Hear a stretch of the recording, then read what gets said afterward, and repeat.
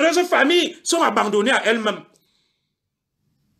À ce moment, il y a des élites et camps qui ne disent rien.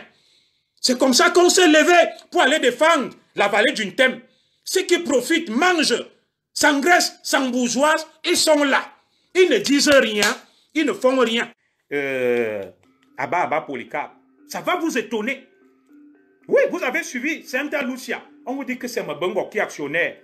Les faux coups, on va vous dire que c'est elle. Donc, ne pensez pas qu'ils sont bêtes et cons, non. Ils font la méchanceté au peuple écan. Ils détestent leur communauté, la communauté écan. Ils préfèrent aller traiter avec d'autres et faire profiter d'autres. Le seul qui pense à sa communauté, c'est Amour Belinga. Et c'est pour ça qu'ils veulent finir avec Amour Belinga. Et il faut qu'il y ait un courageux, comme moi, pour le dire. Parce que moi, je suis mort le jour où je suis né. Je n'attends rien. C'est pour ça que j'ai pris aussi la nationalité française comme vous. Vous, l'élite et camp. Pour me protéger de vous. Je savais que j'allais être utile à mon peuple en vous dénonçant. Vous n'allez rien me faire. Je suis citoyen français. Je viens même au Cameroun. Vous me touchez. C'est la France qui va me défendre. J'ai fait aussi comme vous. Parce que vous tous vous avez la nationalité là. Parce que je dois défendre mon peuple. Comme aime le dit ma sœur Berceau. Je défends mon peuple. Le peuple camerounais. Et en général et en particulier le peuple écan. Et pour défendre le peuple écan, il faut que je me protège contre vous. Parce que vous avez la haine, la méchanceté.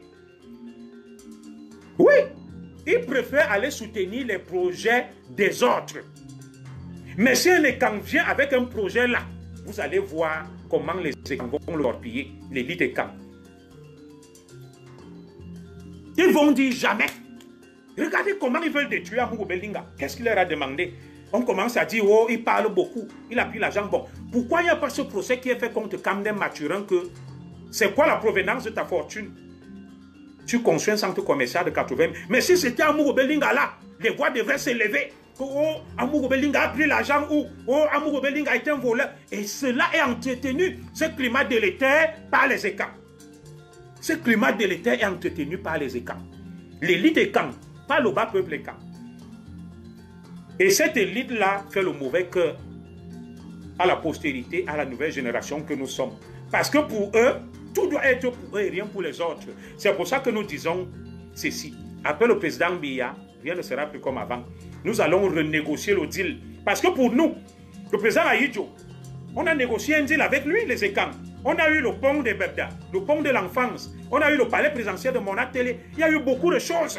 On a profité. Mais maintenant, même qu'un des nôtres est au pouvoir, parce que nous l'aimons, nous sommes des écans, on n'a pas pu négocier quelque chose en retour. Mais le président Biya a nommé des ministres, des directeurs qui ne font rien. Il va venir voler tout l'argent. Il prend cet argent, il part donner à un nordiste, à un Bamideke. Il lui dit, monte telle affaire. Et on commence à insulter les écans. On commence à insulter les écans, que vous êtes des paresseux, des écancres.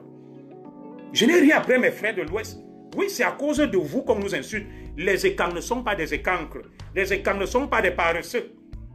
Les écans sont des travailleurs, mais ils sont victimes de leur élite prédatrice qui est individualiste, égoïste, haineuse et méchante. Allez bien fouiller dans les investissements là. Vous savez ce qu'on appelle des prêts, non? Quelqu'un peut avoir une société, écran, où il n'a rien, mais financé par d'autres. C'est exactement de ça qu'il est question. Tous les écans qui essaient de lever la tête comme Bekolo, merci Billy, on coupe. Tebela, on coupe. James Onobiono, on coupe. Ndongue Soma, on coupe. Les enfants de Ndongue Soma sont en pleurs. Tout ce qu'ils entreprennent, ils voulaient faire un truc en Bankomo. On a torpillé. Vous voulez, qu'est-ce que vous voulez avec ça? Non. Et vous voulez qu'on continue sur cette lancée? Je m'adresse au petit peuple écan. On ne peut pas continuer comme ça. Il est temps qu'on se réveille. Si on ne se réveille pas, c'est un suicide collectif. L'élite prédatrice nous mène droit vers le suicide. Et ils assurent leurs arrières et les arrières de leurs enfants. Mais cette richesse ne leur profitera pas parce que tu prends ta société, tu confies à quelqu'un. Qu'est-ce qui te garantit que demain, il sera loyal et fidèle? Il t'arrache la société. Il arrache la société. Ils ne peuvent pas mettre ça à leur nom parce qu'ils volent l'argent et ils sont méchants. Ils ne veulent pas qu'on sache. Oui. C'est pour ça que je dis que pour moi, les envoyer même en prison ne sert à rien. Qu'on appelle les Mbaba, qu'on leur dise que les gars, créez des usines, investissez. Pour nous, ça serait bénéfique. Parce qu'on se fait insulter chaque jour. Le plus grand nombre de postes juteux, c'est entre les mains des écans. Mais qu'en font-ils? Rien. Ils font rien que la haine, la médisance. Quand un écan est nommé ministre, il faut qu'il arrache les terres de tout le monde. Qu'il arrache les femmes de tout le monde. Il faut que, s'il entend que quelqu'un va entrer à l'école de police de son village ou à l'ENAM, il enlève son nom. Il enlève son nom, il doit régner seul. Voilà les camps. Mais, nos compatriotes bamileke ont ce qu'on appelle le développement participatif et communautaire, comme aime le dit Diamant Ange Levin. Ils pensent à la communauté. L'élite écan ne pense qu'à elle-même. Je suis ministre, j'emmagasine la plus grosse fortune possible pour me mettre à l'abri et mettre les miens à l'abri. Et au final, cette fortune leur sert à quoi? Il va prendre l'argent, il part sécher dans son village natal. Il contemple ça comme un tableau, un objet d'art. Dans la nuit, tombe, il remet dedans. Regardez-moi des réflexes. Et vous allez me demander à moi, Junior Zoro, d'encourager ce genre de pratique et de les soutenir, non? Non. C'est des réflexes dignes de l'homme du Néandertal, de l'Australopithèque. Non. Il est fier de voir l'argent d'aller sécher et de remettre. Monsieur prend cet argent, construit des hôtels, construit des routes, des hôpitaux, des dispensaires, me rend les mêmes payants. Dans ton hôtel, ça te rapporte de l'argent. Non.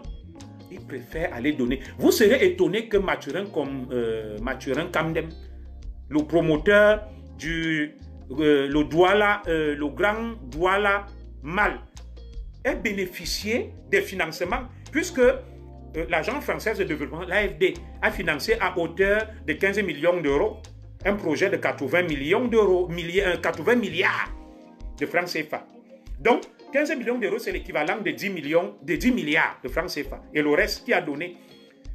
C'est pour ça qu'ils n'en parlent pas. Ils sont calmes, ils se taisent. Ils sont allés injecter l'argent là-bas. Oui. Entre-temps, le sud, le centre et l'est croupissent dans la misère. Il n'y a rien. Si un écan se lève là et monte le même projet, que je veux construire un centre commercial, je veux construire des logements sociaux dans le centre, dans le sud, et à l'est, les premiers à torpiller ce projet seront les prédateurs et les élites des camps. Ils vont tout faire pour que ce projet n'aboutisse pas. Mais quand ça sera un natif d'ailleurs, ils iront, ils vont encourager, ils vont injecter de l'argent parce qu'ils ne veulent pas que leurs frères sachent qu'ils volent de l'argent. Oui, ils préfèrent traiter avec nos frères bamileke parce qu'ils sont méchants. Vous pensez que l'argent manque à Tanakuna ou à Mbongo ou à Polycarpe Baba ou à Olangna? Non, ils ont de l'argent. Ils ont de l'argent. Les autres là, vous savez qui leur donne l'argent? Leurs frères.